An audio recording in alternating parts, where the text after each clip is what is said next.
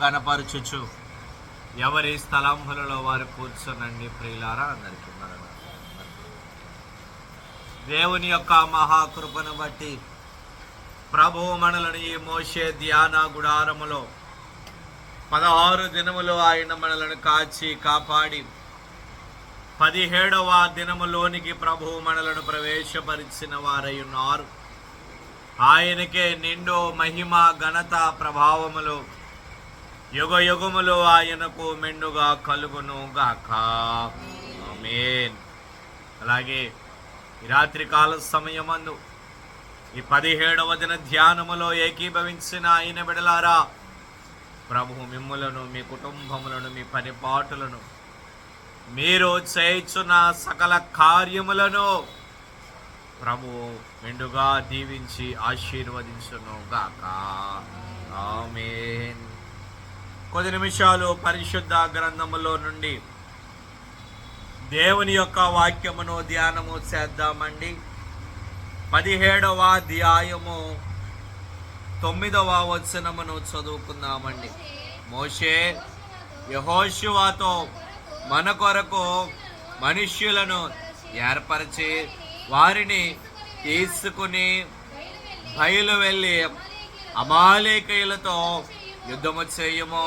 రేపు నేను దేవుని కర్రను చేత పట్టుకుని ఆ కొండ శిఖరము మీద నిలిచెదరడు. చాలండి. ప్రభు తన పరిశుద్ధమైన లేఖన భాగమును ఆయన మహిమాధ్యమై మన వినికిడిలో ఫలింపజేసి వాక్య సంబంధమైన ఆశీర్వాదములన్నీ ప్రభు మనకు నిండుగా మెండుగా ఆయన అనుగ్రహించును గాక.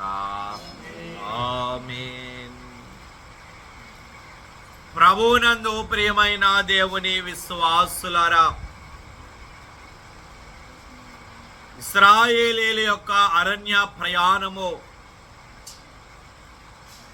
అరణ్యములో వారి యొక్క ప్రయాణము కొనసాగుతూ ఉన్నటువంటిదై ఉన్నది. గతించిన అధ్యాయములో వారు అనగా 16వ అధ్యాయములో వారు దేవుని మీద వారు సనిగినటువంటి వారై ఉన్నారు. ఏమయ్యా మోషే, మేము ఐగుప్తు దేశములో ఉన్నప్పుడు మా పొయ్యిల దగ్గర కూర్చుని సమృద్ధిగా మేము ఆహారము తినేవాళ్ళము. ఈ అరణ్యములోనికి మమ్మల్ని తీసుకుని వచ్చి ఆహారము లేక మమ్మల్ని చంపుదురా అని మోషే మీద వారు సనుగుకొనగా మోషే దేవునికి ప్రార్థన చేశాడు. అప్పుడు యేసుక్రీస్తు ప్రభువుల వారు ఆకాశములో నుండి వారికి ఆహారమును ఆయన ఇచ్చి దేవదూతల ఆహారము అనగా మన్నాను దేవుడు వారికి ఆహారముగా ఆకాశములో నుండి వారికి కురిపించి 40 సంవత్సరములు కూడా వారి యొక్క ప్రయాణములో మన్నానే వారు ఆహారముగా వారు తీసుకున్నటువంటి వారై ఉన్నారు. ఆ అధ్యాయమంతయు కూడా ఆయన వారికి చేసిన సూచక క్రియను గురించి మనకి వగుపడుచు ఉన్నది. 6 దినములు మీరు ఆహారము కూర్చుకొనండి, 6వ దినమున 2 కూర్చుకొనండి. ఎందుకనగా 7వ దినము విశ్రాంతి దినము గనుక ఆ దినమున మీకు ఆహారమేమీ దొరకదు అని మోషే ప్రజలతో చెప్పాడు. కొంతమంది ఎక్కువ కూర్చుకున్నారు, కొంతమంది తక్కువ కూర్చుకున్నారు. ఎక్కువ కూర్చుకున్న వారికి ఎక్కువ కాలేదు, తక్కువ కూర్చుకున్న వారికి తక్కువ కాలేదు. కొంతమంది విశ్రాంతి దినమును ఆచరింపక శనివారము ఆ దినమునకే వారు ఆహారము కూర్చుకొని ఆదివారము ఆహారము కోసం వెళ్ళారు. ఇప్పుడు దేవుడు వారి మీద కోపపడ్డారు. మీరు ఎన్నాళ్ళ వరకు నా ధర్మశాస్త్రమును మీరు లోబడనొల్లకై ఉంటారు అని వారి మీద కోపపడి తరువాత వారిని దీవించిన సంగతి మనకి ఆ అధ్యాయములో వగపడుచు. ఈ 17వ అధ్యాయమునకు వచ్చేసరికి వారి రెఫీదీము అనబడే ప్రాంతములోనికి వారు వచ్చినటువంటి వారై ఉన్నారు. ఈ అధ్యాయములో వారికి మరి ఒక 2 సమస్యలు వారికి ఎదురయ్యాయండి. మొదటి సమస్య, తినడానికి వారికి ఆహారము ఉన్నది కానీ త్రాగడానికి వారికి నీరు లేకపోయినది. అప్పుడు ఇశ్రాయేలు ప్రజలు మోషే మీద వారు సనుగుకున్నారు. ఏమయ్యా మోషే, మమ్ములను, మా పశువులను, మా బిడ్డలను నీరు లేక ఈ అరణ్యములో చంపడానికి తీసుకుని వచ్చావా అని మోషే మీద వారు సనుగుకొనగా మోషే దేవునికి ప్రార్థన చేశాడు. అప్పుడు ప్రభువు అన్నారు, నీవు హోరేబులో ఉన్నటువంటి ఆ బండను నీవు కొట్టుము. ఏ చేతి కర్రతో అయితే నీవు ఏటి నీటిని కొట్టావో ఆ కర్రతో నీవు బండను కొట్టు, ఆ బండలో నుండి నీకు నీళ్లు వస్తాయి అన్నారు ప్రభు. మోషే అలాగున చేస్తాడు. ఆ బండలో నుండి నీళ్లు వచ్చినవి. ఇశ్రాయేలీయుల యొక్క దాహమును దేవుడు తీర్చినటువంటి వారుగా ఉన్నారు.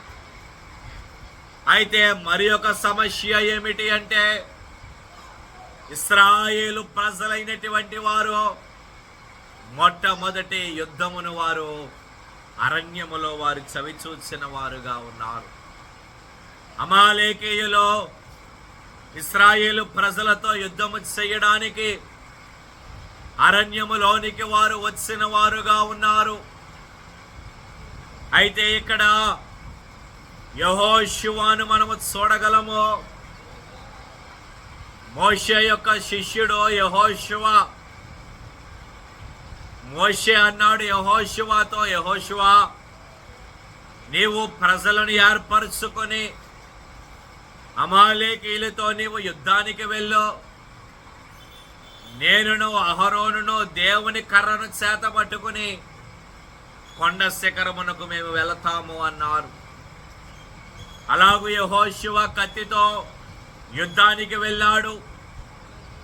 అయితే దేవుడు చెప్పినటువంటి మాట, మోషే తన 2 చేతులు ఆకాశం వైపు చాచి ఉంచినప్పుడు ఇశ్రాయేలీయులు జయమును పొందుకున్నారు.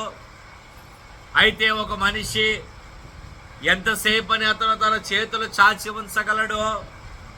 తన చేతులు బరువెక్కినప్పుడు చేతులు కిందకు దించగా అమాలేకీయులు జయాన్ని పొందుకున్నారు. ఈ విషయాన్ని హూరు అహరోనులు ఇరువురు కూడా వారు గమనించారు.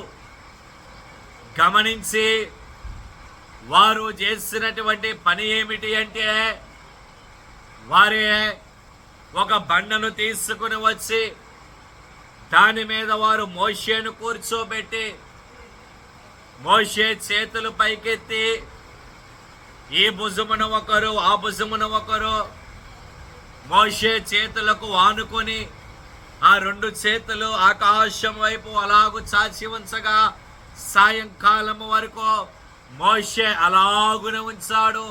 అలాగున ఉంచగా జరిగిన కార్యం ఏమిటి అంటే, అమాలేకీయుల మీద ఇశ్రాయేలీయులు జయమును పొందినటువంటి వారుగా ఉన్నారు. దేవునికి స్తోత్రం. అయితే అక్కడ జరిగిన కార్యం ఏమిటి? వారే జయమును పొందుకోవడానికి కొండ శిఖరమునకు వారు ఎక్కారు. అలాగే మన జీవితంలో కూడా ఎన్నో సమస్యలు, శత్రువులు మనకు ఎదురవుతూ ఉంటారు. అమాలేకు ప్రజల వంటి శత్రువులు మన జీవితంలో మనకు ఎదురవుతూ ఉంటారు.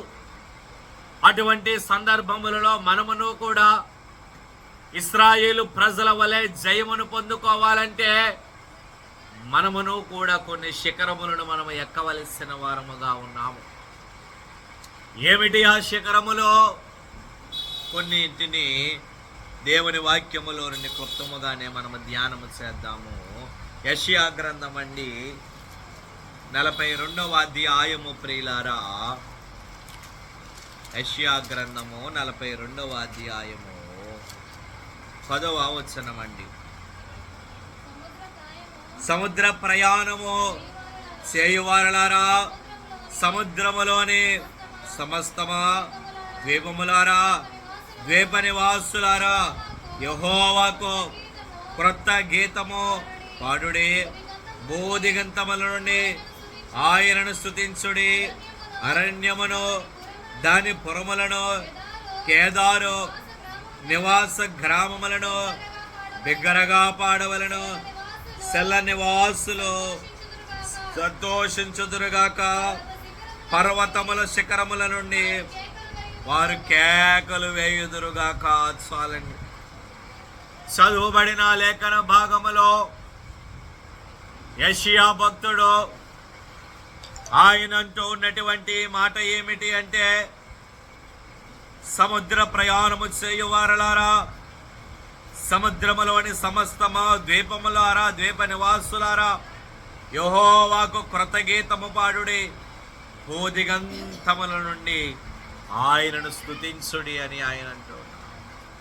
కనుక నేనంటాను, మొట్టమొదటిగా మనము మన యొక్క సమస్యలలో మనము సంతోషమును పొందుకోవాలన్నా, మన యొక్క బాధలలో మనము ఆనందమును పొందుకోవాలన్నా, మన యొక్క శ్రమలలో మనము విజయమును పొందుకోవాలన్నా, మనము ఎక్కవలసినటువంటి శిఖరము ఏమిటి అంటే, అక్కడ వ్రాయబడి ఉన్నటువంటి రీతిగా మనము స్తుతి అనబడే శిఖరమును మనము ఎక్కవలసినటువంటి వారముగా ఉన్నాము. దేవునికి స్తోత్ర.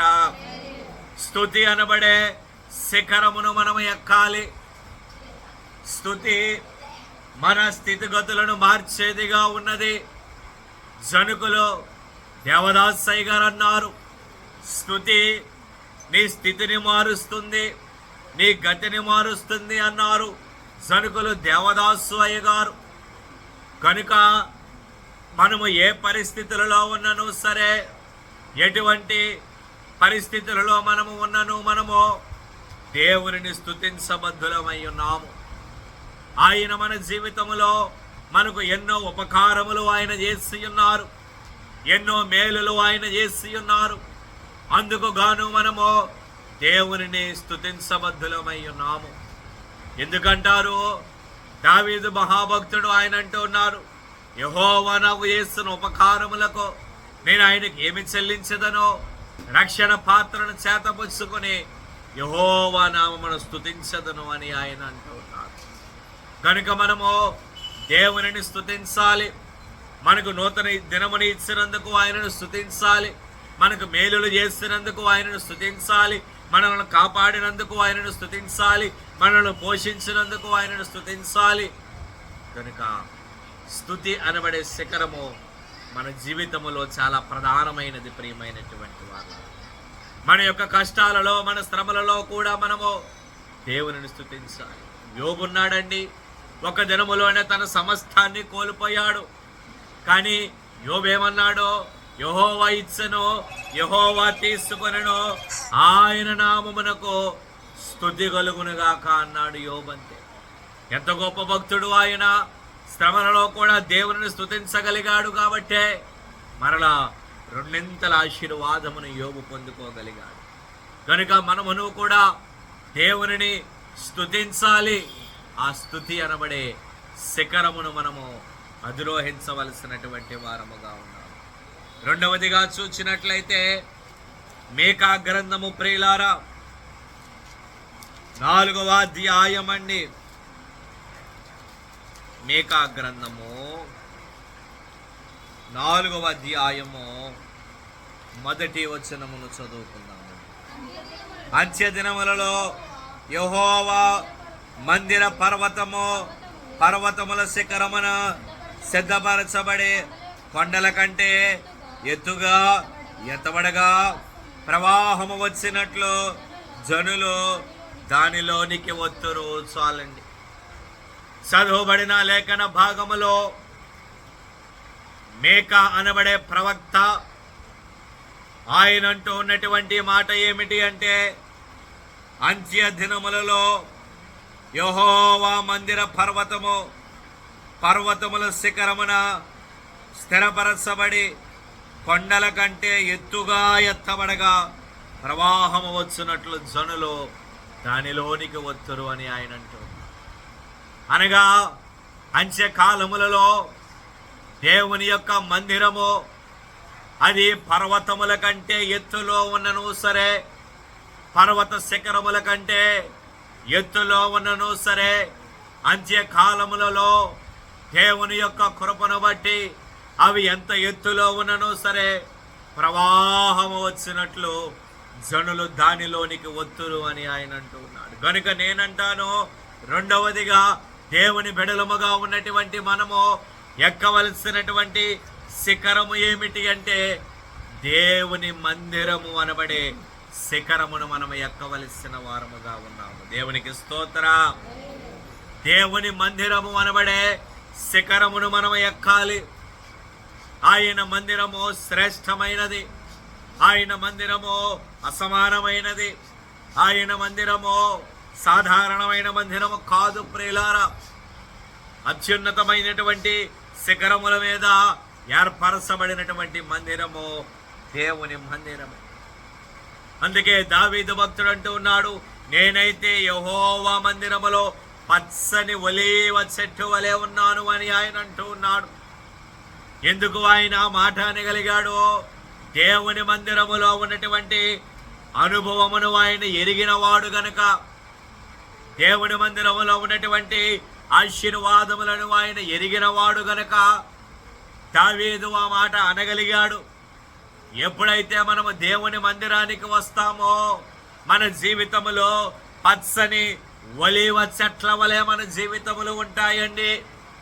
పచ్చని ఒలీవ చెట్లు అవి చూడడానికి ఎంత రమ్యముగా ఉంటాయి. అలాగే మన జీవితములు కూడా దేవుని మందిరానికి వచ్చినప్పుడు రమ్యమైనటువంటి జీవితములుగా దేవుడు మన జీవితములను ఆయన మార్చబోతూ ఉన్నటువంటి వారై ఉన్నారు. దేవునికి స్తోత్ర. ఇక మూడవదిగా చూసినట్లయితే నిర్గమకాండం అండి, 24వ అధ్యాయము ప్రియులారా. నిర్గమకాండము 24వ అధ్యాయము 16వ వచనం అండి.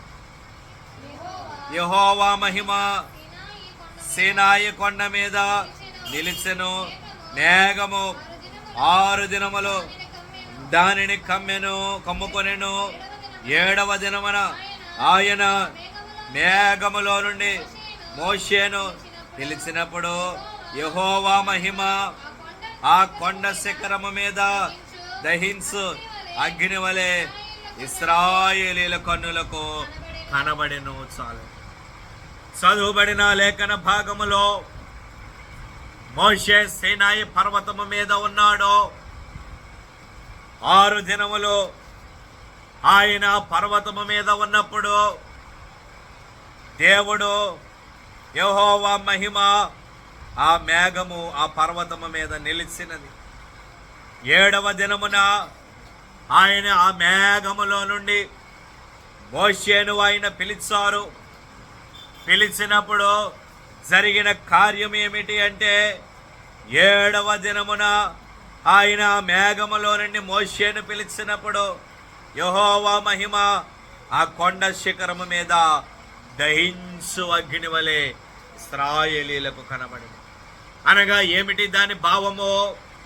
అపోస్తలుల కార్యములో 2వ అధ్యాయములో మనము చూడవచ్చు. వారు మేడగదిలో ఉన్నప్పుడు బలమైగా వేగముగా వీచు గాలి వంటి ఒక శబ్దము ఆ గదిలోనికి వచ్చినది. అది ఆ గదిలోనికి రాగానే అగ్ని వలె వారందరూ కూడా పరిశుద్ధాత్మతో నింపబడిన వారై ఉన్నారు. గనుక మోషే ఆ శిఖరము మీద ఉండగా అతడు పొందుకున్న ఆశీర్వాదం ఏమిటి అంటే పరిశుద్ధాత్మను అతడు పొందుకున్నాడు. గనుక నేనంటాను, మూడవదిగా మనము పొందుకోవలసిన శిఖరము లేదా ఎక్కవలసిన శిఖరం ఏమిటి అంటే పరిశుద్ధాత్మ అనబడే శిఖరాన్ని మనం ఎక్కాలి. మనలో పరిశుద్ధాత్మ ఉండాలి. అందుకే జనుకులు అన్నారు, పరిశుద్ధాత్మను కోరుము జీవమా ప్రభుని పేరట వేడుము అని ఆయన అన్నారు. కనుక ఇశ్రాయేలు ప్రజలైనటువంటి వారే శిఖరాన్ని ఎక్కారు. అమాలేకీయుల మీద జయమును వారు పొందుకోవడానికి మనము ఎక్కవలసినటువంటి 3వ శిఖరము ఏమిటి అంటే పరిశుద్ధాత్మ అనబడే శిఖరాన్ని మనం ఎక్కాలి. నిర్గమకాండం అండి 34వ అధ్యాయము ప్రియులారా, 34వ అధ్యాయము 2వ వచనం అండి. ఉదయమునకు నీవు సిద్ధపడి ఉదయమున సీనాయి కొండ ఎక్కి అక్కడ శిఖరము మీద నా సన్నిధిని నిలిచి ఉండవలెను. చాలు. ఇక 4వదిగా ప్రభు అంటూ ఉన్నారు మోషేతో, మోషే నీవు ఉదయాన్నే సిద్ధపడి సీనాయి కొండ ఎక్కి అక్కడ శిఖరము మీద నా సన్నిధిని నిలిచి ఉండవలెను. ఇక 4వదిగా ఏమిటి ఆ శిఖరము అంటే సన్నిధి అనబడే శిఖరము. ప్రియుల, సన్నిధి అనబడే శిఖరాన్ని మనము ఎక్కాలి. మనము మన యొక్క కుటుంబము కోసం ఎంతో కష్టపడతాము, ప్రయాసపడతాము. ఆ కష్టముతో ప్రయాసతో పాటు దేవుని సన్నిధి కూడా మనకి తోడైనట్లయితే దేవుడు మన జీవితంలో బలమైన కార్యములు ఆయన చేయువారుగా ఉన్నారు. దేవుని సన్నిధి మనకి తోడుగా ఉండాలి. మనము ఆయన సన్నిధిని చేయాలి. సన్నిధిలోనే సమస్తమైన మేలులు కలుగుతాయి. సన్నిధిలోనే సమస్తమైనటువంటి కీడులు కూడా తొలగిపోతాయి. ప్రియమైనటువంటి 4వ శిఖరము సన్నిధి అనబడే శిఖరము. 5వదిగా పరమగీతముల గ్రంథం అండి.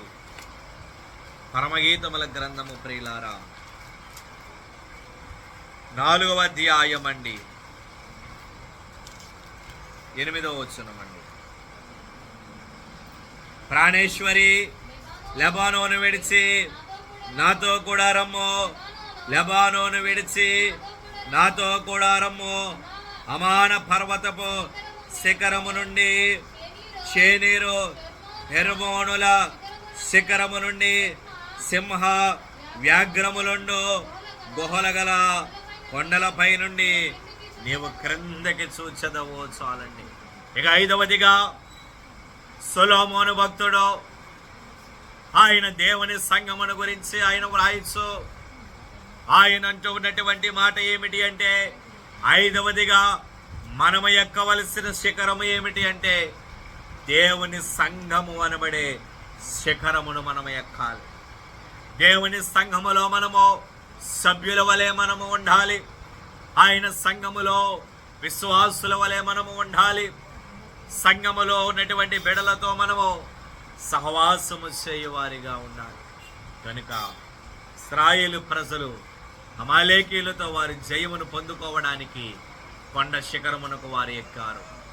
దేవుని బిడలుగా ఉన్నటువంటి మనము ఎక్కవలసినటువంటి కొన్ని శిఖరములు మీకు చూపించాను. మొదటిగా స్తుతి అనబడే శిఖరమును మనం ఎక్కాలి. 2వదిగా దేవుని మందిరము అనబడే శిఖరము. 3వదిగా పరిశుద్ధాత్మ అనబడే శిఖరము. 4వదిగా సన్నిధి అనబడే శిఖరము. 5వదిగా సంఘము అనబడే శిఖరము. కనుక అలాగున దేవుని మందిరములో ఉన్నటువంటి ఆయన బిడలారా ఆ శిఖరములను ఎక్కండి. దైవ దీవెనలు పొందుకొనండి. ప్రభు కృప మీ ఎల్లరికూ తోడయుండును గాక. ఆమేన్. మోకరిందామండి.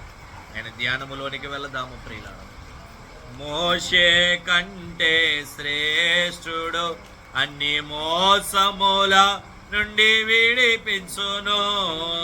మోషే కంటే శ్రేష్ఠుడు అన్ని మోసముల నుండి విడిపించును. వేషధారులను ద్వేషించు ఆశతో మ్రోకెదము. సాగిల పడి మ్రోకెదము, సాగిల పడి మ్రోకెదము. సత్యముతో ఆత్మతో మన ప్రభు యేసుని